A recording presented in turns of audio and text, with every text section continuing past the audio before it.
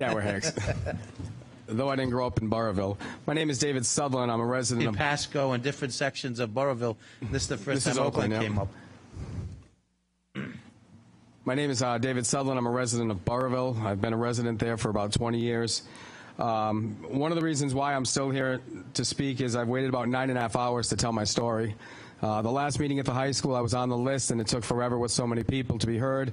It shut down at 10 o'clock, so that was about 4.5 hours of waiting, and I've been here this afternoon hearing a lot of great testimony, and I thank you for your time. It's been long for you also. Mine is not of a scientific nature. Mine is more from just a humanistic kind of thing. My wife and I married in 1988. We grew up in Woonsocket. We moved to Barville for the beauty of Barville. And we stayed in Barville for several years before buying a house back in Woonsocket. From 88 through, about 8 years later in 1998, we decided, regardless of distance for travel, for work, we wanted to move back to Barville. We enjoyed it so much. We bought a house that we reside in now, and we've been there for 20 years. We've raised 3 beautiful girls who have seen the beauty of the woods, who have enjoyed kayaking. There's a lot that Barville does have to offer, as was told to you. But now what I've done is this. My wife and I have adopted 4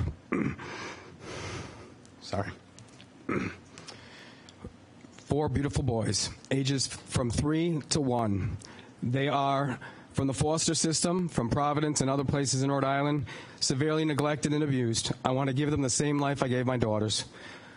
I can retire in 3 years from my profession. I can move if I want to move, and I don't want to move from Barville. But I want them to enjoy the woods. I want them to enjoy the kayaking. I want them to enjoy what my daughters enjoyed. The great Jackie Robinson had a quote, "A life is not important except the effect it has on others."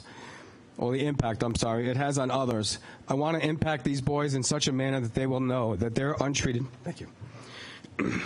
Their undeserving abuse can be shadowed by love in a community that supports an environment that welcomes them to enjoy their time. So my 7 kids, my wife and I, would love to stay in Barville and enjoy it. But at the same point, I am fearful of the plant that is being proposed. I have a science degree. I know a lot of this, but not all. So I keep silent in many issues.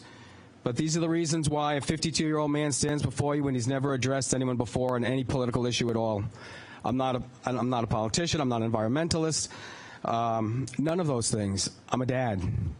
I'm a dad who wants to raise his boys in an environment that is so supportive, not one where I fear, where I don't know if next month there's going to be a problem with my water, my well water that comes from different aquifers under the ground. Not from a dad that can now just show a plumage of smoke to my boys and say, this is what wilderness is all about.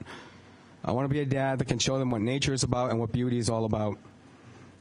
We do bear a lot of the burden. I understand the fact that when they say the rules have changed, but as a school teacher, I do understand when things aren't right, you make them right. You make the changes. Somewhere along the line, when we have a project, if it's not going correctly, I will make it in such a way where it's fair and it's reasonable and it's improved. And I ask that you do that with this bill. Please support this bill for not only the residents of Barville, but for the state.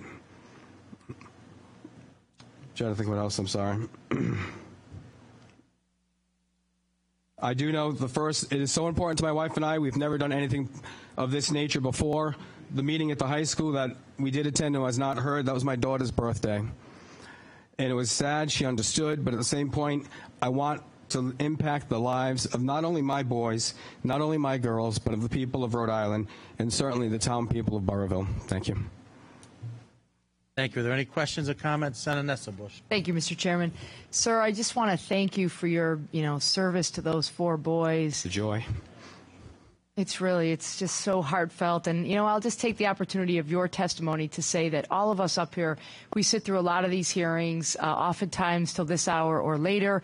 And having sat through many, I just want to say that, you are, all of you, just, among the nicest people, just like Senator Fogarty, who have ever come before this committee. You guys are just salt of the earth. Thank you. And, these are complicated issues. We're all doing our best to listen and to make difficult judgments. But really, you just are all, you've all really touched me tonight. So thank you. Thank you.